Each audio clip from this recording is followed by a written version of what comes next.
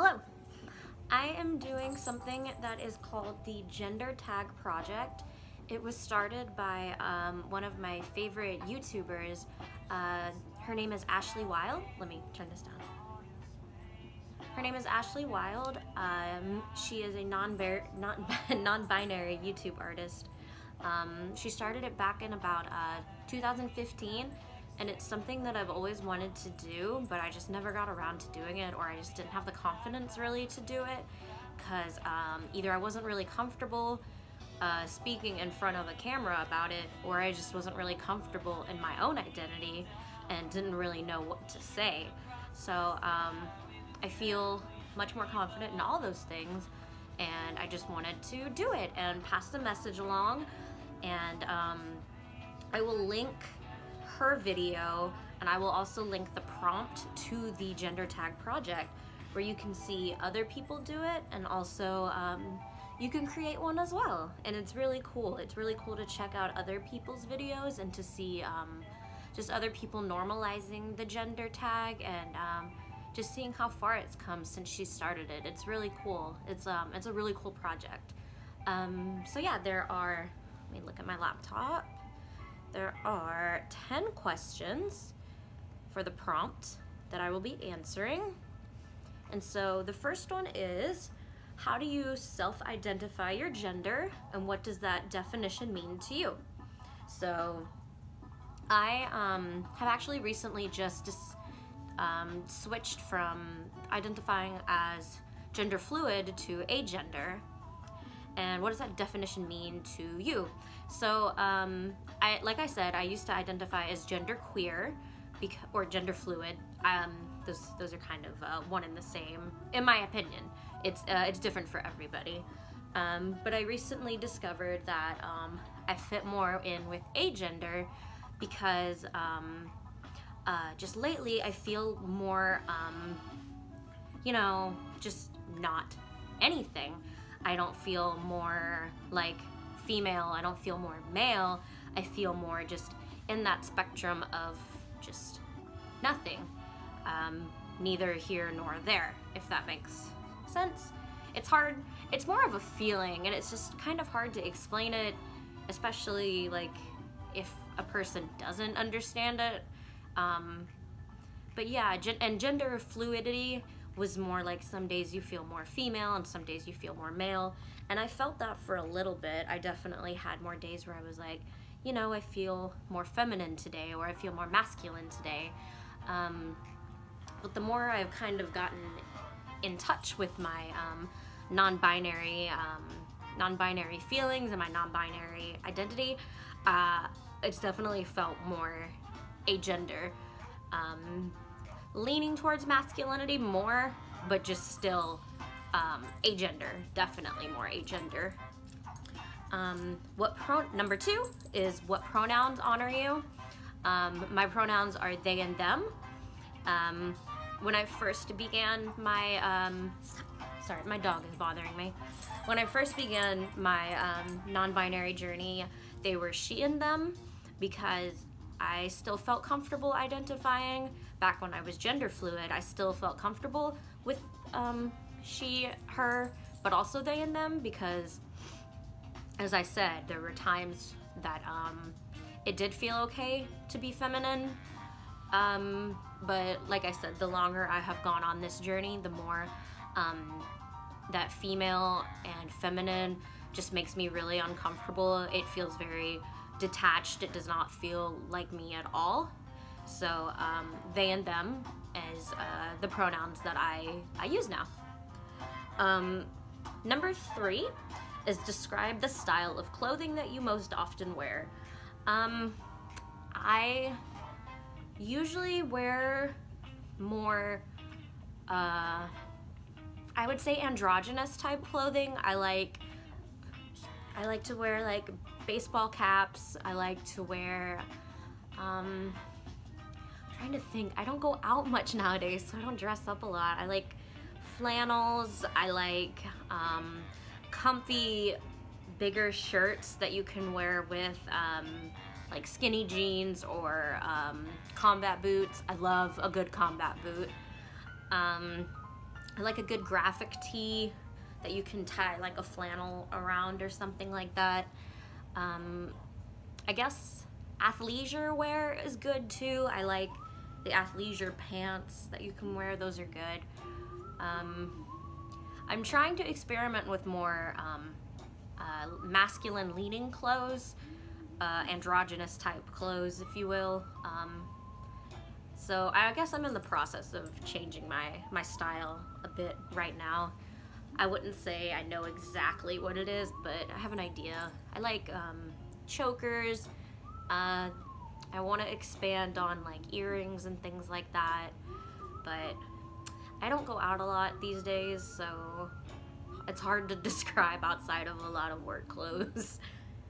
Number 4, talk about your choices with body hair. How do you style your hair? Do you have facial hair? What do you choose to shave or choose not to shave? So, I style my hair every now and then. Usually I just showered, so this is about how it looks. I need a haircut, so this is what it looks like most days. Sometimes I use a hair paste to kind of style it out and make it look a little more messy. But this is how it looks most days. For body hair, I do shave upper lip. I do pluck my eyebrows.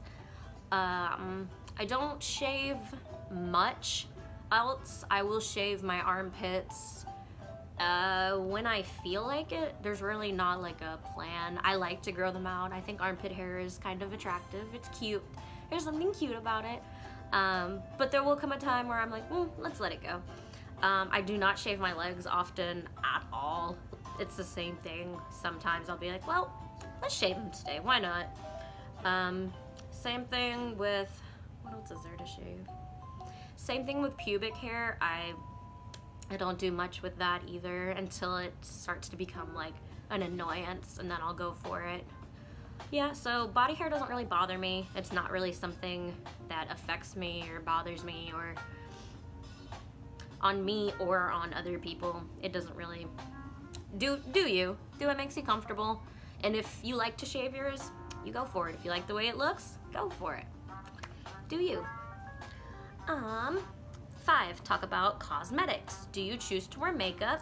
Do you paint your nails? What type of soaps and perfumes do you use, if any? I do not wear makeup very often at all. I've never been a very big makeup person.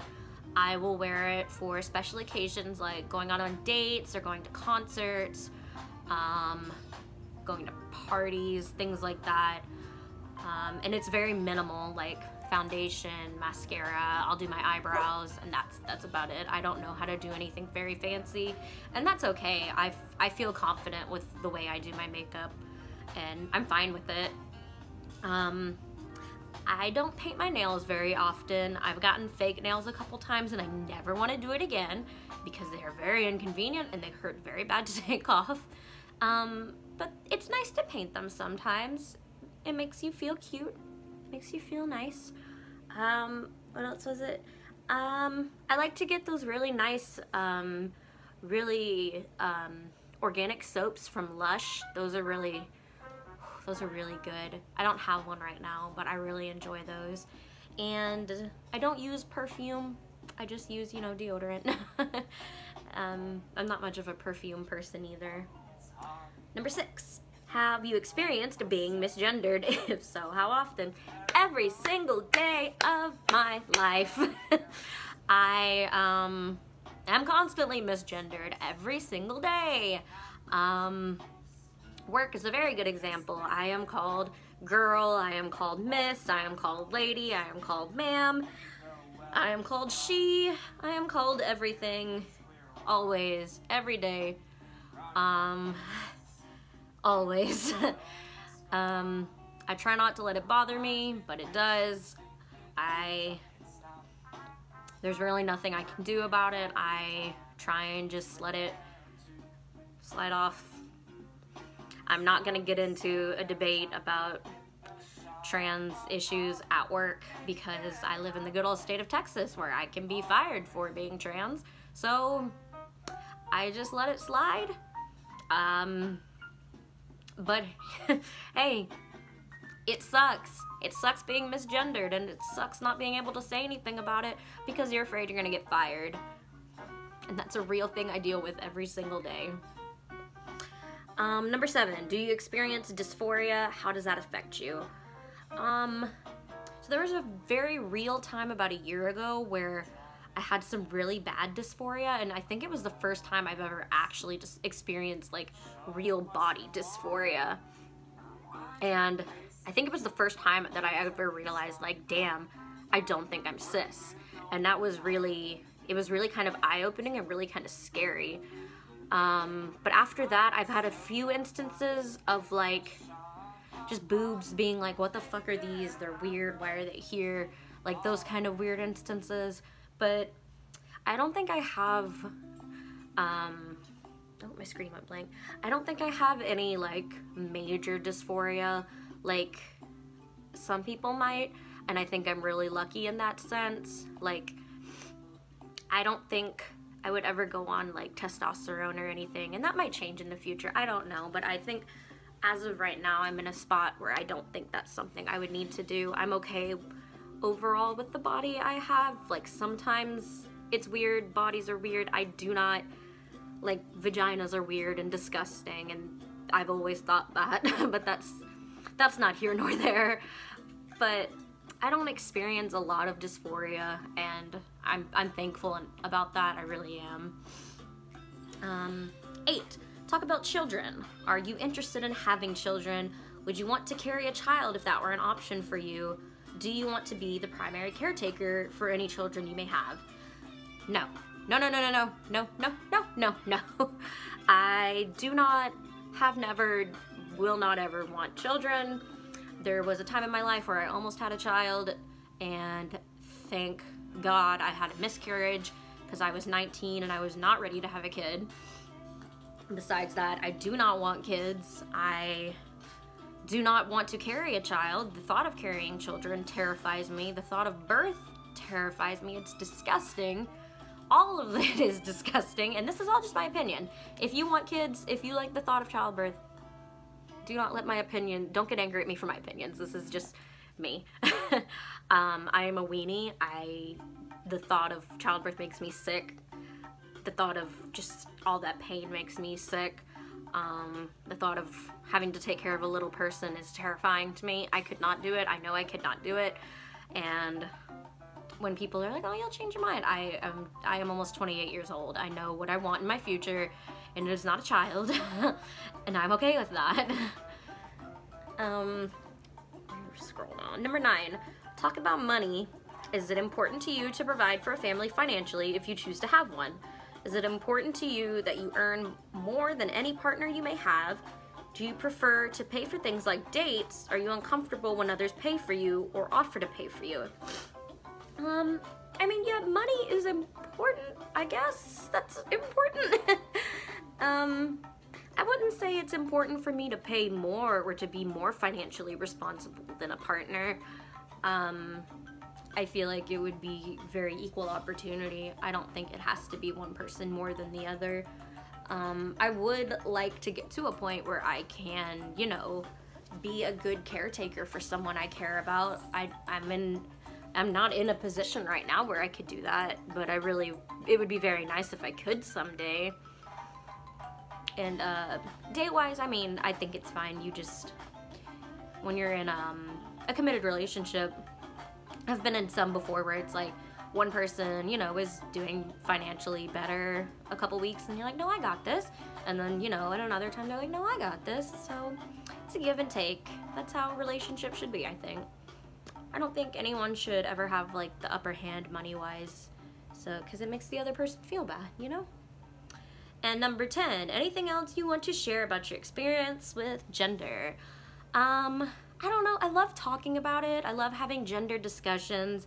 I think it's all very just, it's so nice to talk to other people about gender, about your gender, about their experiences with gender, and about how fluid it is, and just how it's always changing, and how just the community, I love the community that I can find with non-binary and trans people. It's just such a welcoming community from my experience.